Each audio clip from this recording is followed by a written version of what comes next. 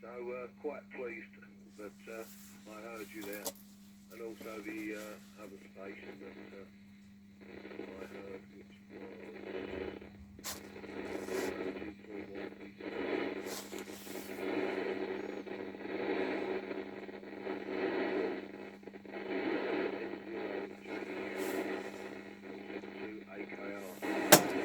Yeah, LZ2AKR M0JCF. Yeah, the only difference is this frequency and FM, you're 5 and 9 plus 20, and absolutely full quieting of the band. You know, there's no background noise. And with the slow QSB, your signal swinging to S9, but the FM noise is really quite high today. As I say, the K index is quite high today.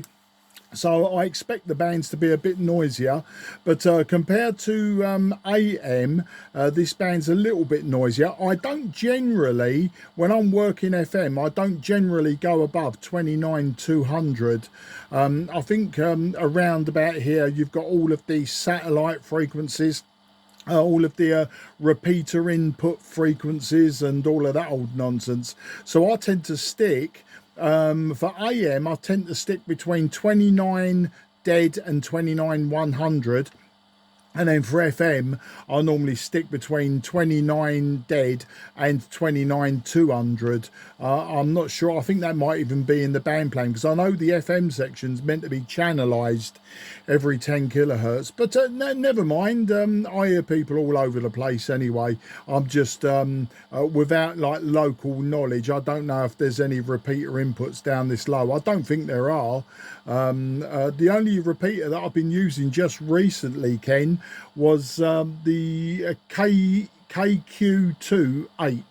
Kilo Queen 2 Hotel, which is in the Catskill Hills of New York. And the last couple of days I've been working through that repeater, specifically looking for like US mobile stations, that sort of thing. I've had a few people call me through that repeater, and they've been in like Austria and places like that, you know, and so they're sort of, we're both getting our signals across the Atlantic and then holding up a repeater just to have a QSO that really we should be doing point to point, or at least through one of the repeaters in Europe somewhere. So that's the story, mate. And yeah, I got bored with AM. I thought I'd come to FM. I was about to start calling when I heard you calling. So back to you there, LZ2AKR. This is M0JCF, southeast of England.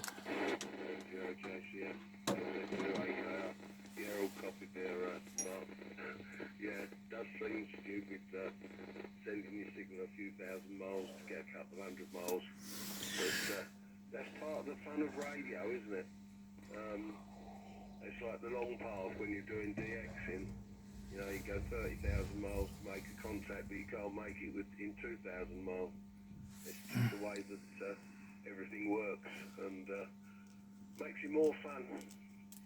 So yeah, I'm definitely starting to enjoy it far more than I ever did when I was just on 2 meters. And what with the digital mode of the ST8 as well, not really my idea of amateur radio in one sense, but if there's nothing else about it, is actually a way of making contacts. M0JCF, LZ2AKR. Yeah, LZ2AKR, M0JCF. No, absolutely no problems, mate. I'm just looking at the meter here. I think I'm going to tune up. Well, I'll tune up just on my signal. You might notice me power all over the place. Yeah, I'm running about just under 70 watts now on FM, just under 70 watts into that 5/8 wave vertical. So the radio's the old Yaesu Fox Tango 1.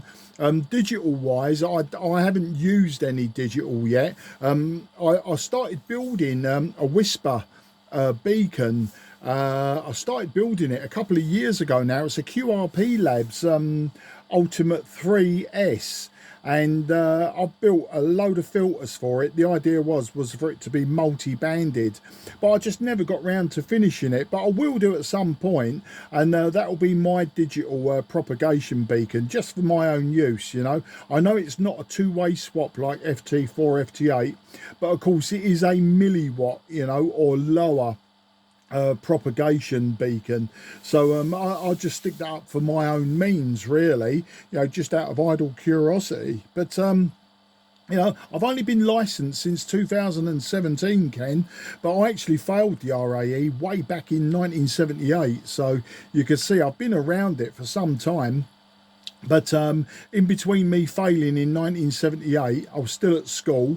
I sort of took my O levels, left school, got my apprenticeship in telecommunications. Then I was doing all sorts of rock bands, racing motorbikes, you know, yak, yak, yak, it goes on and on. Then met my good lady wife. Then I went travelling around the world, came back. Settled down with her, bought a house, had kids, you know how it goes. And then one day I was just reading one of the forums on Facebook, and they were going on about the foundation license. Now, I knew that the license had changed several times. I know in the 80s it went to multiple guests from the 2 written papers that I originally took. And then I knew that they'd brought out a novice license, which was pretty much in line with the USA and other places, you know. And then they sort of dropped the CW to something like 4 words per minute, which at the time I was actually capable of. And then of course they went to the triple system of foundation, intermediate, and the full license. And as I say, I was just looking on the forums, so what's this foundation all about? So I had a look, and I thought I could do that with my eyes shut and my lips nailed shut and all the rest of it. So I did. And I did the course down at BDARS in Bromley in Kent. And then I think I completed the exam in something like 10 minutes.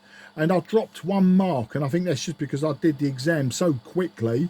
And 5 months later, I did the intermediate. Same sort of thing. Took me about 15 minutes to do the exam, and then a year or so later, I did the full license. And the full license, obviously, at that point, I knew pretty much most of it anyway, due to the profession that I'd been in telecoms and digital television, etc. And so that's how I came round full circle from, you know, a shortwave listener and radio builder in the 70s to a fully fledged ham now. As I say, I'm exploring all the avenues. My main thing is home brewing and restoration of old kit. So you look on my QRZ page, you'll see a lot of the old kit that I've got. The only modern radios that I've got really are, I've got an IC 7300, which is a beautiful radio. I've got an FT817, a few 2 meter band rigs that are quite modern. Otherwise the rest of it is all old, going back to the 1960s, mainly valve gear and some hybrid gear. So that's the story this end, mate. And I was going to ask you, weren't I, when you was an AM, you come to be a licensed ham over there in Bulgaria, and just curious as to whether you had a G call sign when you was here in England. Back to you after that long over. LZ2AKR M0JCF.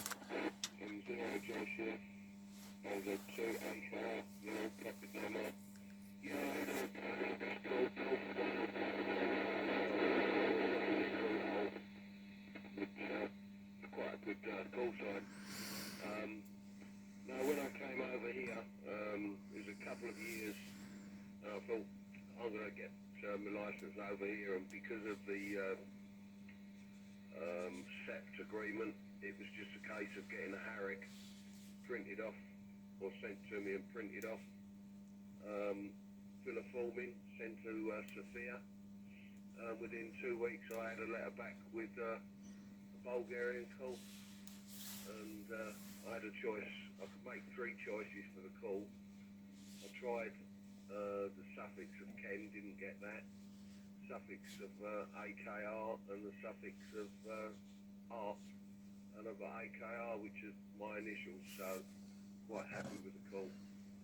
And yeah, it's quite easy to do as long as the country that you're in is in the SEPT agreement, because you just need the harmonised amateur radio exam certificate or something, I think it's called, HARIC.